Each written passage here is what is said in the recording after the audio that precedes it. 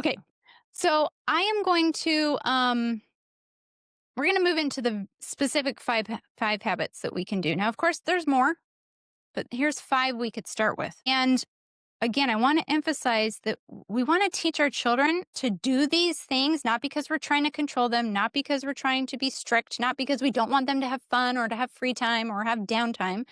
We want to teach them the importance and the value of doing the necessary things first because it builds self discipline, it builds competence, it builds confidence, and it builds their capability to be able to do basic things like make a bed or do their laundry or wash their dish or make a meal, right? Feed themselves. That is why we're teaching them but we have to do it step by step, little by little, breaking it down into manageable chunks, okay? So, we're going to do quickly five different habits. I'll read them really fast so you could write them down and then we'll go through them. So, the first one is I call it a morning routine. That's the first habit that I find is so powerful to teach children to help them develop self discipline. I practice a morning routine, Greg practices one, and we teach our children to have a morning routine. And again, starting from a young age or from a teenager that has no habits, it's very simple. Make your bed. That's honestly the first one we usually teach. Make your bed. And then you add, brush your teeth, drink water because drinking water in the morning is very important. Get dressed. Fix your hair. Now, again, I don't start with all of these at once because if you go from having none of these things, and some of you probably have these, of course, but if you go from doing none of these to all of them, your kids are like, no, like you're going to have the biggest resistance because suddenly they went from doing nothing, getting up and laying around to now I have to do all these things and it feels so overwhelming. So I literally start with one thing at a time depending on the child. Some of them, they're already great and they're like, okay, well, yes, I want to do more things. So the morning routine. The second one is what I call the Let 2-minute rule. let I me just want to go I know, fast over the five. but as specific examples come up, I wanna give them. So, maybe you have a preteen or teen daughter who's really good at cleaning up and being tidy and neat, Like that one. but maybe has a little bit of a attitude in the mornings, kinda grumpy pants, ornery. And so the thing you might introduce there is like, "Hey, do 2 minutes of meditation or 2 minutes in a sacred text, like the Bible or something where it's just good calming stuff, or 2 minutes in a book by James Allen. Like, James Allen is amazing, just and so you're like so that invitation is you could start slow, make yourself a little warm drink, and then do 2 minutes of meditation. What it's gonna do is say she's gonna learn to Regulate. self-regulate, and so in the morning, she's gonna start being a pleasant person instead of an ornery person. Okay. The second one is I call it the 2-minute rule, which is essentially teaching and training ourselves and our children to stop procrastinating and to just start doing something before you feel like starting to do it, right? And we're going to go over these, but I just want to quickly go through them. Okay. The third one is we could call it grit training, but it's basically doing hard things, making yourself even a little bit uncomfortable every day. Daily discomfort. Because if every single day of your life you literally face no discomfort, you're not building grit or discipline. You can't. It's impossible. And then number 4, completion over perfection. That just means simply developing the habit of actually finishing things. It doesn't have to be big things. It can be small, but just finishing it, right? Which also includes reducing the number of things you do. And then the fifth one is about contribution. The contribution is work ethic because it's about belonging to the family and contributing to the family as opposed to, let's say, being Just obedient being a moocher. or just being entitled. Contribution. We have a family joke. We looked up the definition of a parasite, and it's like one living organism that lives off of another. And I was like, "Hey, some kids are like parasites. They're a living organism that just live off their parents." I'm like, "You don't wanna be a parasite, so you have to contribute." Yes. Okay, so as I go back through these 5, I just want you to think of your own family, your own children. What are things that you want to improve on in this coming week?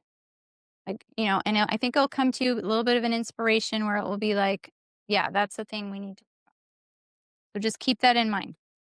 So back to habit number one, the morning routine. Power of having a morning routine is that it trains you and your children to begin the day on purpose, to begin the day like with momentum, right? If you think about the law of inertia, it's like an object in motion stays in motion and an object at rest stays at rest. You start the day just like resting, you tend to spend the whole day in a state of rest. Where if we train ourselves and our children to get up, do the necessary things first, you create this momentum for the day that helps you be more productive, to get more things done, to feel better about yourself.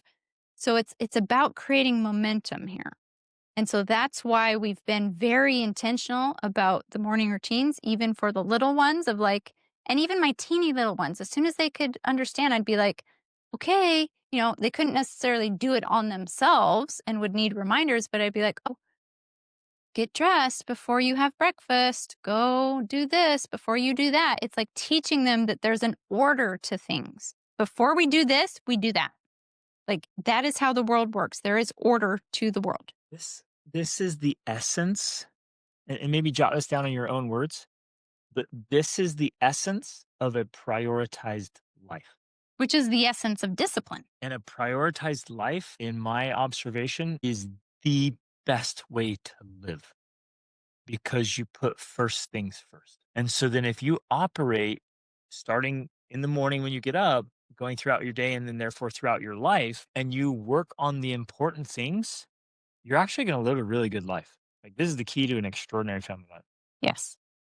because you're thinking from a prioritized way instead of, well, what do I feel like doing? I feel like Exactly. laying around eating donuts, binge watching stupid shows. Scrolling on my Yeah. device. But the idea of the morning routine and the idea of doing first things first then carries over into other aspects of life because it teaches you I don't just get up in the morning and get on my screen and scroll. I do first things first. And then you also learn, oh, okay, well, actually, before I get on my screen, there are certain things I should be doing. I need to do my studies. I need to get dressed. I need to create something, be productive. I need to, because we always talk about screens that we have to create more than we consume. When you're on scrolling, you're literally just consuming content.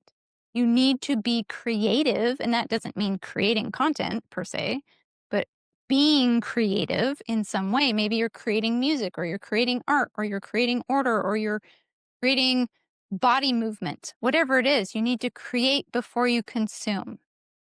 And so before we use screens, before we watch movies, before we sit around and do stuff, we need to be productive. We need to move and create. Um, So like our 9-year-old draws and paints a ton. Our 11-year-old, crochets, crochets, she crochets. crochets like a little old lady. It's amazing. She cranks out the coolest stuff. Today she made a dinosaur egg, and you can stuff inside a little teeny dinosaur that she made. It was so cute. I was like, wow. Our 15-year-old, um, he's reading. He read over 200 books last year. Like wild. That's the phase he's in. Our 19-year-old tomorrow and our 20-year-old, they both are creating a ton of music right now, singing, piano, guitar. So those are just the kind of the artistic, creative side of things that they have going. They're working on every single day. I Which just again love that how much you have built into life. is unique to each one of them. So there's not like a specific requirement as far as like you must do this thing. Everyone has to do it. It's like, well, find your thing. But that needs to happen before certain things, right? One of the reasons why this is a such a powerful tool, especially in the long term, is because it helps them to create their identity as a person who is now we're using the word discipline, even though they may not use that. A person who is disciplined because they learn to do first things first. They learn to prioritize um, necessary things before the let's say the luxury things, the privileges, right? That becomes a part of their way of being and their identity. And literally, like that's how my now young adults operate because they've just been trained to think that way, to operate that way, right? So it's like identity training. It's not about controlling them. It's not about, forcing them to obey or to be good or to do all these things. It's just like, no, this is just training them to have this way of being.